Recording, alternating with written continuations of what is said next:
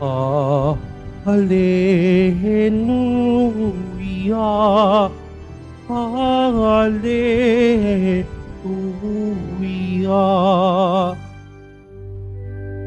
Buhay ang salita ng Diyos, ganap nitong natatalos na ng ating ninolob.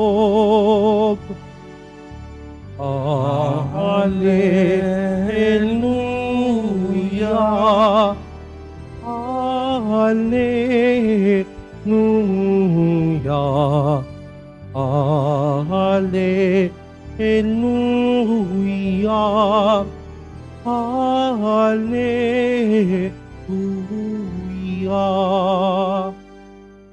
Sumainyo ang Panginoon. At sumaiyo rin. Ang mabuting balita ng Panginoon ayon kay San Lucas. Papuri sa iyo, Panginoon. Noong panahong iyon, pagkatapos magsalita ni Jesus, siya'y inanyayahan ng isang pariseyo upang kumain. Kaya't pumunta siya sa bahay nito. Pagdulog sa hapag, nagtaka ang pariseyo nang makita niyang kumain si Jesus nang hindi muna naghugas ng kamay. Sinabi sa kanya ng Panginoon, "Kayong mga pariseyo, hinuhugasan ninyo ang labas ng tasa at ng pinggan, ngunit ang loob nito'y punong-puno ng kasakiman at kasamaan. Mga hangal, hindi ba't ang may likha ng labas ang siya ring may likha ng loob?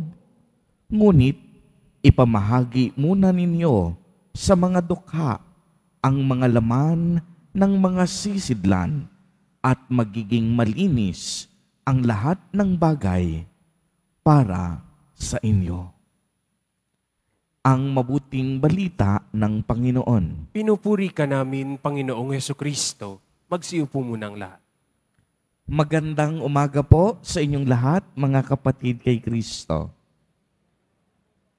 Sa lahat po ng ating mga taga-subaybay sa iba't ibang online platforms at sa lahat ng ating mga kadiboto sa iba't ibang panig ng Pilipinas at maging sa buong mundo kung saan tayo ay naaabot ngayon ng ating live streaming. Mapayapang umaga din po sa inyong lahat. Purihin at dakilain natin ang ating Panginoon, ang mahal na poong Jesus Nazareno. Mga kapatid kay Kristo at mga kadiboto, malugod po namin kayong tinatanggap sa Basilica Minor at Pambansang Dambana ni Jesus Nazareno. Alin po ba ang higit na mas mahalaga? Ang magpakitang tao o maging totoong tao? Muling tinuligsan ni Jesus ang mga pariseyo.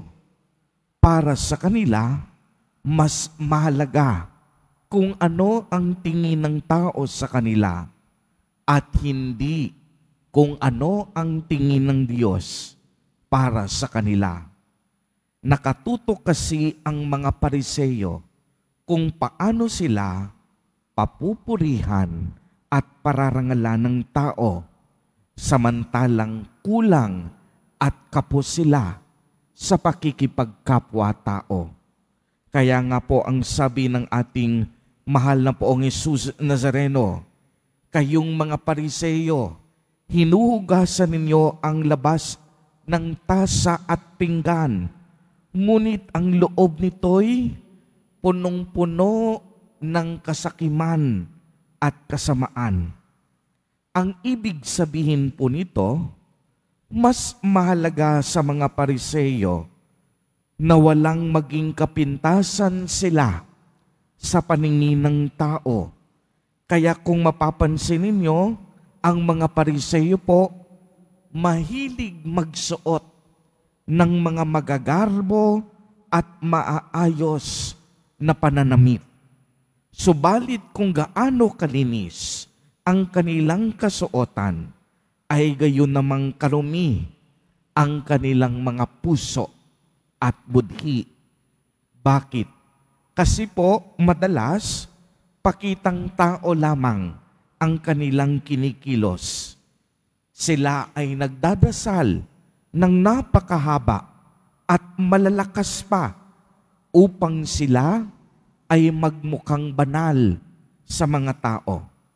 Subalit, ganon-ganoon na lamang kung paano nila alipustahin at hamakin ang mga hintil, ang mabababang uri ng tao sa kanilang kapanahunan. Tunay ngang napakaganda ng kanilang itinuturo. Kaya nga si Jesus Nazareno rin ang nagsabi, pakinggan ninyong mabuti at sundin ang kanilang mga aral.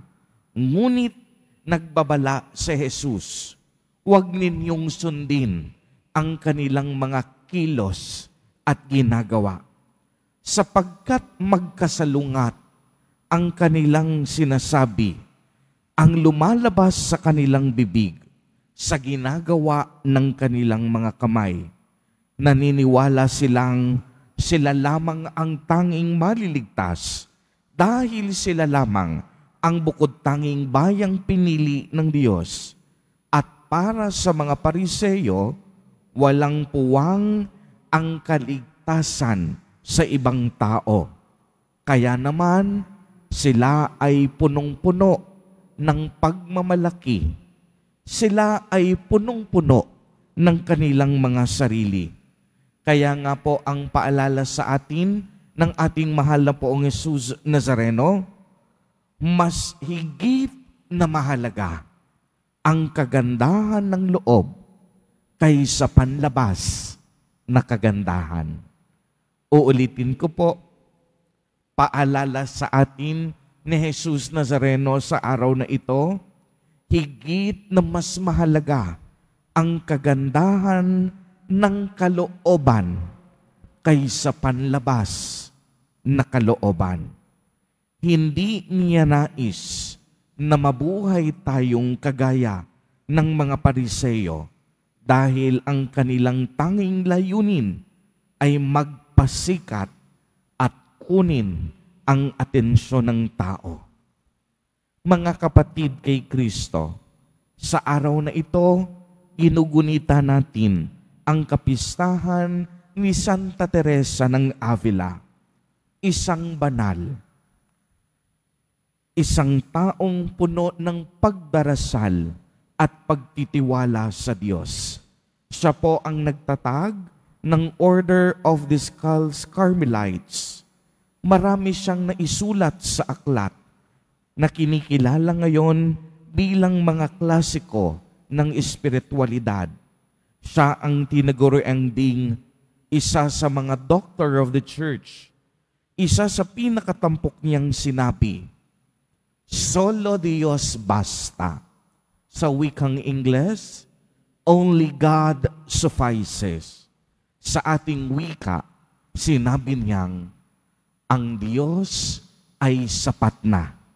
Sinabi ni Santa Teresa Avila na sa isang taong may Diyos sa kaniyang buhay, wala na siyang ibang kakailanganin pa, sapagkat nasa Kanya na ang lahat kapag ang Diyos nasa puso ng isang nilalang. Gaya sa ating ebanghelyo ngayon, kung talagang kilala natin ang Diyos, wala na tayong hihilingin pa dahil siya lamang sapat na sa ating buhay. Hindi na natin kailangan ng anumang kayamanan at katanyagan sa mundong ito. Siya mismo, wala nang iba pa, sapat na at ang tanging magpapabanal sa ating buhay. Amen. Purihin at dakilain natin ang ating Panginoon, ang mahal na poong Jesus Nazareno.